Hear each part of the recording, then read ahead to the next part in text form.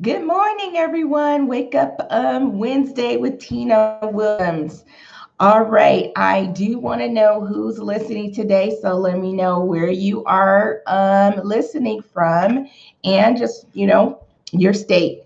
Today, we're going to be talking about the MCSC Community Resilience Fund. So, yesterday, you guys, I applied for, you guys saw that I had applied for the Facebook Small Business Grant in front of you guys. And then I got an email and I showed you the email where I was just putting my bank account information in. And then yesterday, hi, Gil, I showed you they put it into my account. So if you guys are following, these apps, these aren't fake apps. These, if you go, you can follow with me and you can apply too, and you can get it too. So one of the beautiful ladies from yesterday told me she got it. So that's awesome. These things are working. Sometimes I kind of think like, hey, are these working? Are people wanting to see this? So I'm glad it's working. All right, guys, I am going to start sharing my screen here. And we're going to be talking about the MCSC Community Resilience Fund. Why does this keep doing this? All right. So, hi, Burdell. Okay. Yep. He's in resident of Southfield, but from Fremont, Indiana. We have a group, and I saw you last night, Burdell. Um, okay, so basically, the MCSC will select 8 to 16 organizations to serve as the backbone organization to support nonprofits and organizations and to have access to resources and support.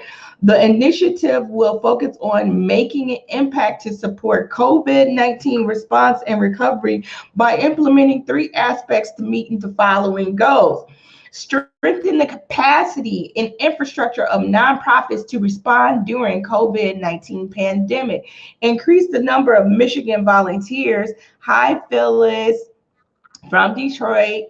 Um, and then we have launch a volunteer hub technology suite. So they're giving up to $25,000 per organization. And look, guys, the deadline to apply for this is January 15th, 2021.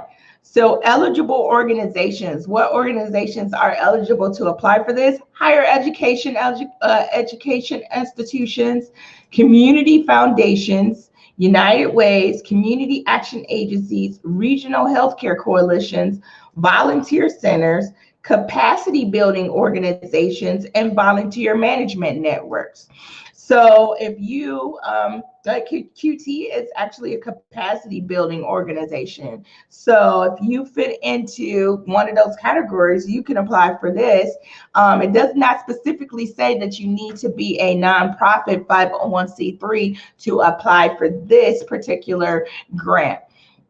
Support as a cohort. So you will, they're going to provide support as a cohort to share best practices and gain new knowledge through trainings and technical assistance, access to online platforms, resources and support to create community disaster preparedness plans, support to recognize individuals and organizations who are making a difference, and assistance with leveraging personal protective equipment for nonprofits as they proceed through the pandemic. Intent to apply must be sent to Christina Kobe by December 18th. This is really important. December 18th is where that's probably a couple of days. What is today?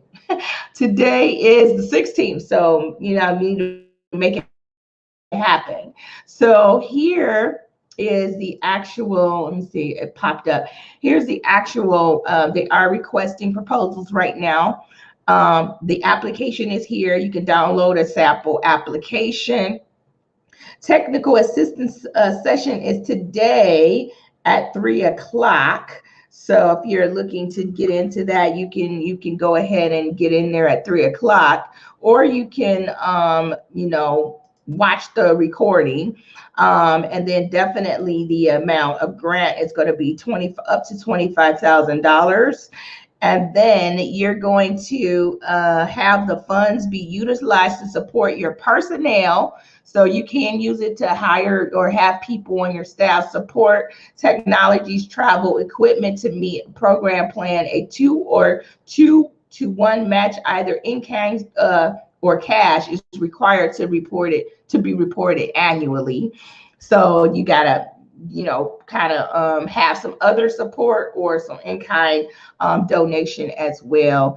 And then grantees will be required to support the following elements to foster the resiliency through volunteerism.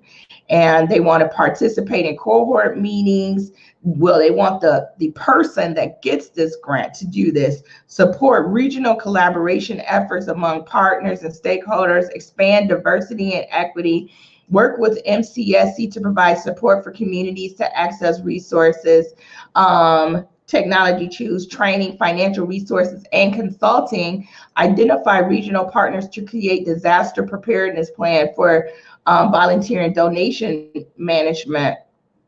And then they wanted to co-host with MCSC a regional event to match volunteers with nonprofits through the board and skill-based volunteer platforms.